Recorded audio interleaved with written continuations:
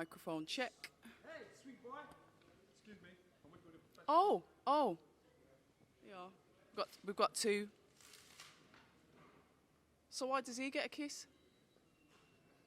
Oh, thank you. Well, he just kissed your head, so that's one place I've been. Anyway, October Red Boxing here with the lovely Johnny Nelson. Are you lovely, in fact? This is the first time we're actually speaking. You know how many times people have been telling me to catch you? Well, number one, each time we've supposed to have done about 20 interviews, and I'm busy or you're busy, and then I'm available. They say, yeah, you know what, I'm busy, I've got things to do. I had to chase you down for the interview. Let's get it right. So, I'm just saying. I ain't having that. I'm not having it. You're the one that's exclusive. Come on, let me see what you're wearing. Nah, I don't want to. She's oranged up, backed up. Yeah, I'm behind the camera today. It's safer. Anyway, we're going to talk about this card, but I want to touch on something first. There's a little bit of a rumour going around about Liam Williams having an injury. Have you heard about it? Do we know anything about it? Well, Liam trains at our gym in Sheffield, so I've been down here since the news came out. We filmed The Gloves Are Off on Thursday, and so if there was an injury, he knew about it then. He's probably... I don't think it's a done deal. I don't think he's not fighting. That's what I've just heard. So I know as much as you do. You know, as I said, I've been down here since then, and we came down, did The Gloves Are Off, and news come out a couple of days later. So let's wait and see. Time tells its own story. Yeah, absolutely. I was about to say I'd be gutted if that was the case, because it's a card that a lot of people are looking forward to, especially when you know that, I don't know, there's a bit of beef between the two of them. It seems quite genuine. It's not just being done for the cameras. I agree, because you know, these two, there's been a bit of beef on social media, on and on and on, and Liam was surprisingly a little tame, knowing how he is. He was a little tame when it came to The Gloves Are Off, and Eubank was basically saying, "Yo, you don't sound like the same person that was putting stuff on social media." So I thought Liam was trying to hold it down. He's trying to hold it down to say, "All right then, just wait till we get in the ring." But again, we'll just see. He probably knew he had an injury, so he thought, I just want to make sure I do this right. So let's just give it time. Yeah, because I did say, I thought somebody asked me, because after I spoke to him, they says, "Oh, how was he?"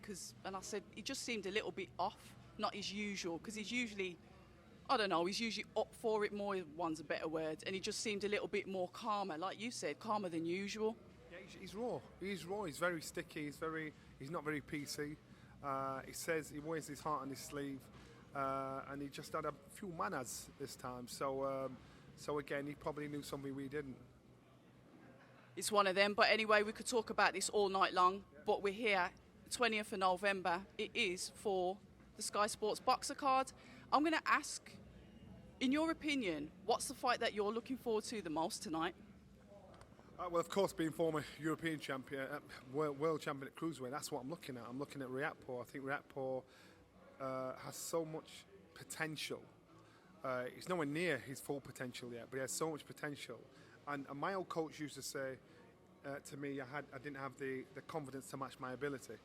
And I think Rich is the same. He actually doesn't have the confidence to match his ability yet. But for where he is, you're just hoping his confidence catches up to his ability, and then he'll need it when he comes into deep waters, because he could end up boxing Makarbul or whoever for the world title. This is an eliminator, he's in. So it's nice to see. And listen, it's no secret that many people are thinking, you know what, he is vulnerable there. But that makes it exciting, makes it intriguing. You're thinking, is he going to catch up? Is his confidence going to catch up to his ability? And when it does, then we've got a great pool of fights to have. And Lowell's on the undercard, you know, and we just had our meeting. I said, how come nobody's talking about these two fighting each other? So at the moment, they're fighting alongside each other with Sky and Boxer. Don't be surprised if that thing happens down the line, because when you see one, you see the other. And it's nice because when I got into the Cruiserweight division, there weren't many fights around domestically, so you couldn't build a big name, a big rivalry. But now there's that many. There's Isaac Chamberlain, of course, Lawrence Coley, Billum Smith. You know, there's many Cruiserweights around. Can you imagine having a Cruiserweight tournament? A big, wait on a minute, like I don't know, a £500,000 Cruiserweight tournament, and get all the domestic cruiserweights in top 10 in, and let them fight for it. You know, there's something there that you can have. It's a good fight to have. You mentioned about confidence. Now, obviously, as a former fighter, you said something about growing into your confidence. Now, forgive my ignorance, because I always make the assumption that fighters are naturally confident. So where, you've been on the main stage, you perform, it is literally your centre of stage. So when you talk about confidence, tell me a little bit more about that. I'm intrigued. So when I boxed, I didn't like boxing. I boxed because all my friends boxed. So when I had 13 amateur fights, I only won 3. I didn't care about losing because it was my friends there. I hated it. I was terrified thinking, well, I'm going to get broke up here. But I only did it because that's what you have to do at the boxing club. So once I turned professional, just to make a bit of money, I never thought I was good. I just thought they weren't good. So when I became British champion, I didn't think, well, I'm the best in Britain. I just thought the opposition wasn't very good. You understand? My mindset wasn't there in the right position. I didn't think I'm the baddest fighter in Britain. Became European champion. I didn't think I was the best in Europe. I just saw Europe haven't got a lot to offer. They're not very good. And that's how it went on and on. So Brendan used to say, you've not got the confidence to match your ability. When you understand and turn that round and get your head around it, then your confidence comes. Once I became world champion, I really and truly believed I was the best cruiserweight in the world. Now, regardless if you or anybody else believed that, I did. And so you'll see many fighters that are out there fighting, and some they fight for very different reasons. And so that confidence isn't a given. That confidence isn't a natural thing. That confidence is it has to be earned. It has to be respected. It has to be trusted.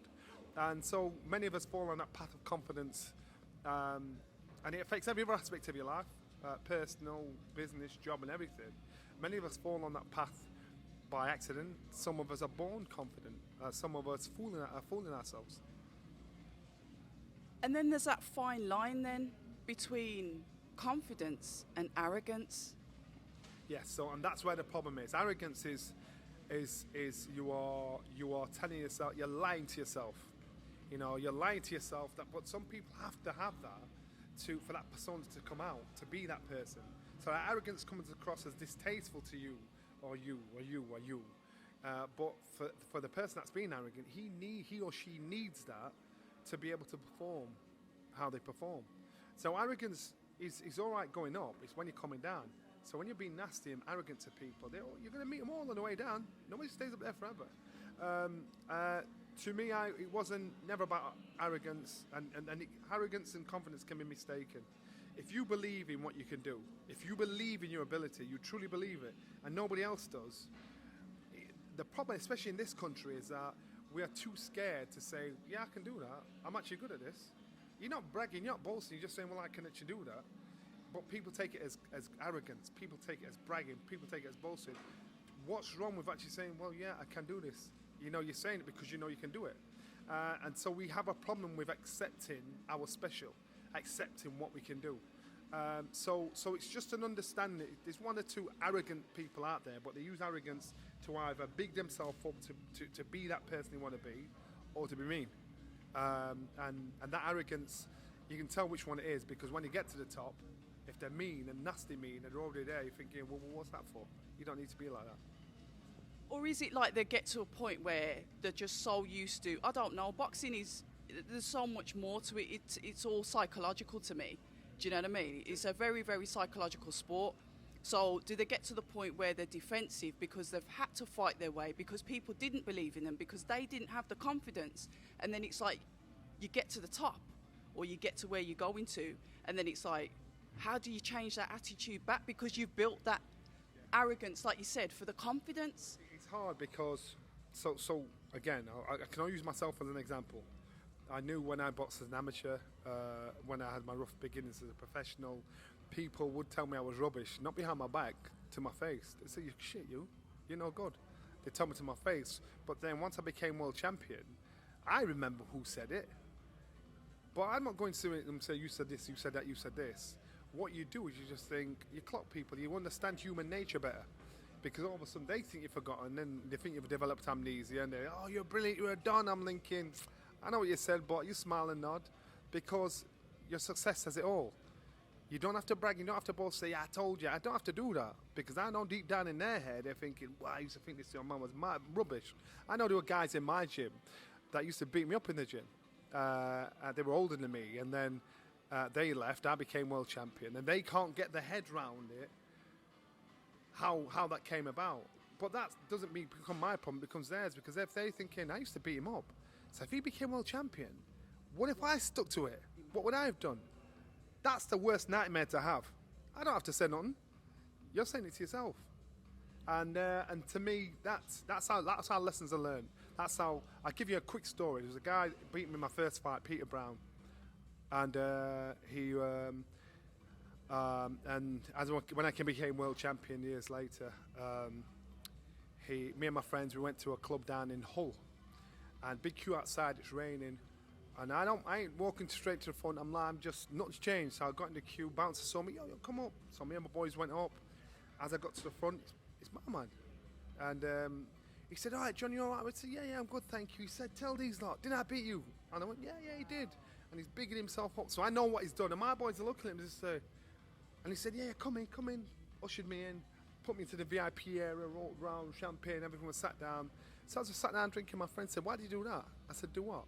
He said, "Why do you let him do that to you?" I said, "He's not done it to me, he's done it to himself."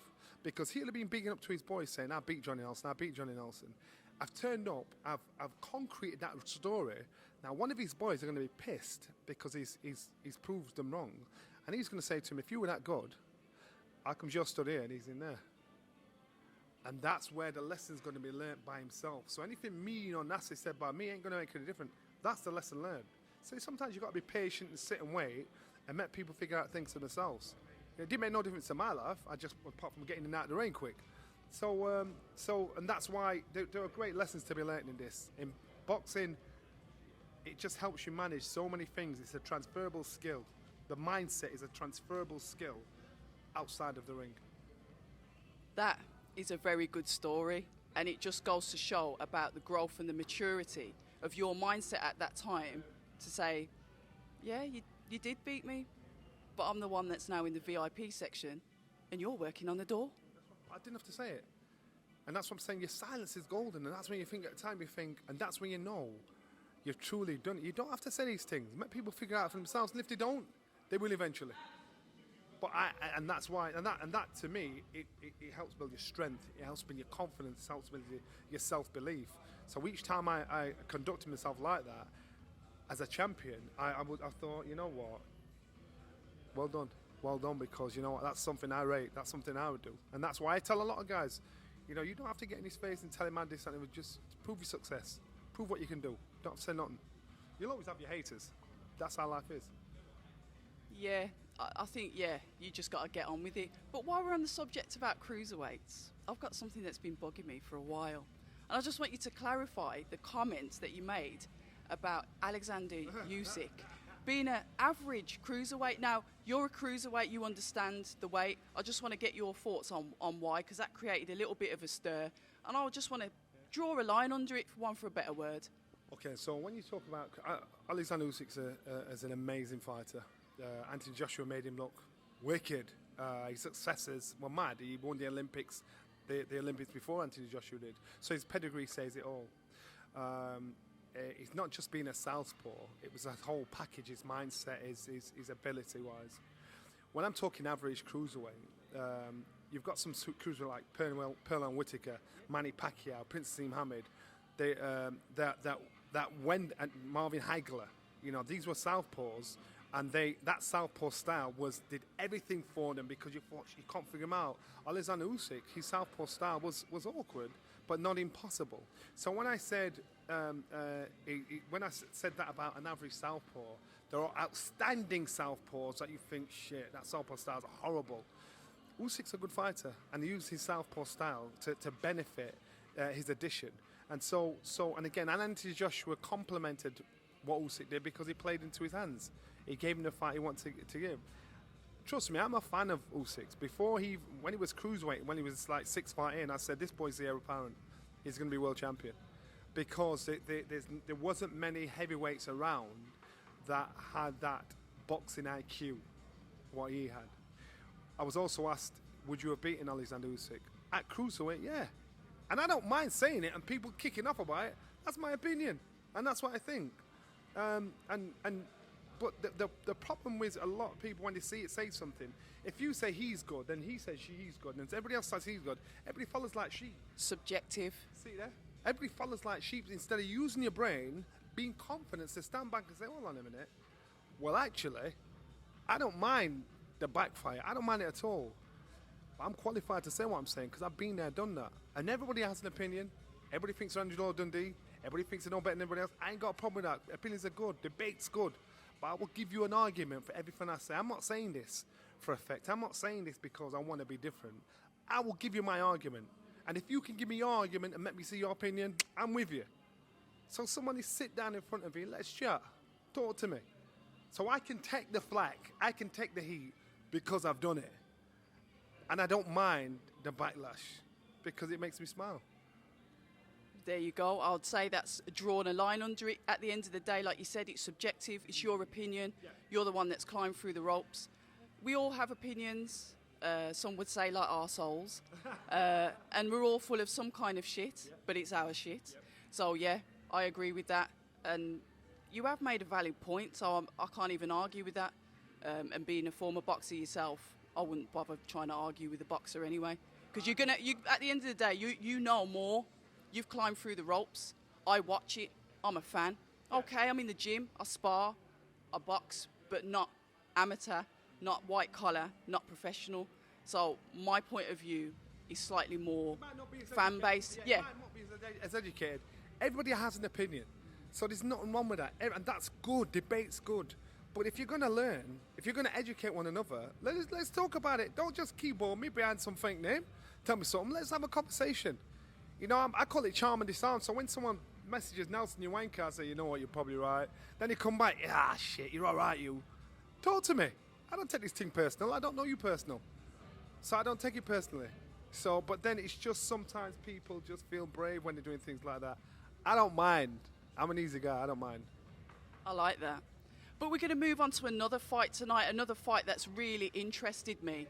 And it's Jose Burton and Dan Aziz. I've got to say, and I don't really want to say it because I try and sit on the fence, but to me, that's the fight that I'm really looking forward to on this card. Talk to me a little bit about that fight and what your thoughts are on it. I think that's going to be fine tonight. Jose Burton, former British champion, and he's got confidence, he's got self-belief, and unfortunately he's just not had the opportunity.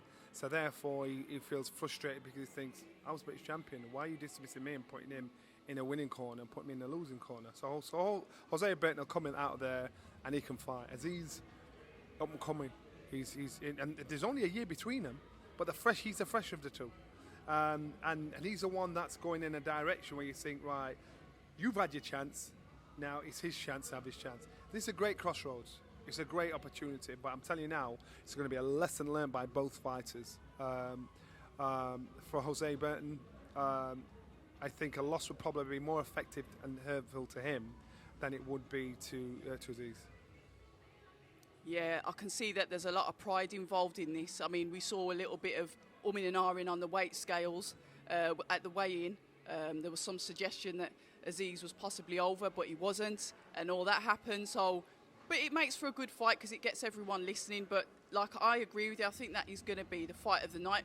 But moving on, I'm going to talk about one more fight, and then I'm going to let you do what you need to do. And thanks for your time. Natasha Jonas is jumping in as a replacement for Caroline Dubois, who unfortunately has picked up an injury, not well enough to fight. A lot of people, and it aggravates me a little bit, and like I said, sometimes I want to sit on the fence, but Natasha Jonas is a true fighter in and outside of the ring. She's also an advocate for women's boxing. Now, a couple of people have said they've made remarks on her opponent. Oh, look who she's fighting, old woman, blah, blah, blah. You know, the usual anonymous names on the keyboards. In your opinion, she's jumped in the fight that Caroline should be fighting. So that opponent was meant for Caroline, okay? And prepared. So this is what you're going to remember about Natasha's. I think she beat Terry Harper. Terry Harper got the rubber the green. I thought Katie Taylor beat her, but she put up a great performance. I remember them two boxing in 2012. Katie was just a bit too busy for her. Natasha's still a world-class fighter. And she's had her ups, she's had her downs and her setbacks. So people have written her off and thought, dismissed her like Terry Harper did. And that's why the fight was harder than what she expected it to be. Now Natasha has stepped in against a fighter that was expecting to fight. So it doesn't matter if I could get in the ring now. I'm 54 years old and get with one of those young boys, and they could deal with me. Don't matter how much I know, don't matter how much experience I've got, because they're fight fresh, they're fight ready, they're doing it now. Natasha stepped in. So you tell me every fight Natasha has to be a fight where she's going to get turned over because somebody's going to get the opportunity. And unfortunately, in women's boxing, you've got that level and that level. There's not much in between. Natasha said, I will step in.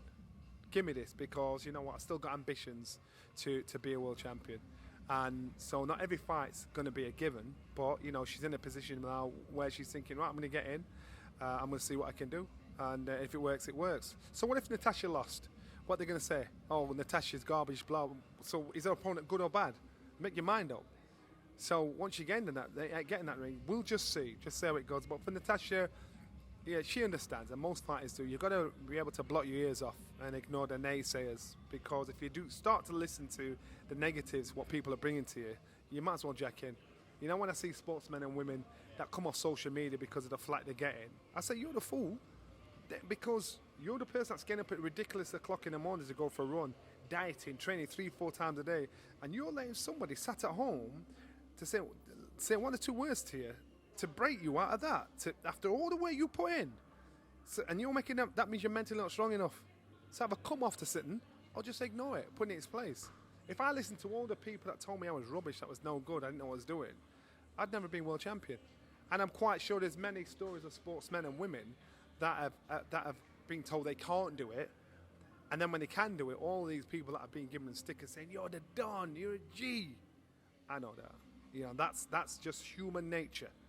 And once you understand human nature, then you'll never be surprised. I always say it's like putting your hand in the mouth of a crocodile.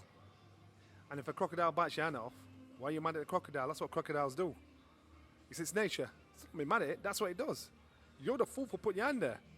You know, so don't be upset. Don't be surprised by human nature of how people act. And that's why sportsmen and women, not just boxing, you need to understand you're special. Because if you weren't special, everybody be doing what you're doing. Everybody would be able to do it. And so once you get that confidence to believe, you know what, I'm different, I'm special, I can do this. Once that penny drops, nobody can tell you nothing. And you will only ever be criticised by people that are doing nothing. Nothing. Jack shit, diddly doo-doo. Nothing. And there you have it. Listen, thank you so much for your time. I really appreciate it. It took 768 years. I was even debating whether I was going to or not, but thank you very much for taking the time to speak to October Red Boxing. Thank you very much, and big up every time. Hi, and thank you for watching October Red Boxing. Like, subscribe, and tap the bell for notifications. You can also find us on Instagram at October Red Boxing and on Twitter, October Red UK. And remember, at October Red, we stay ready.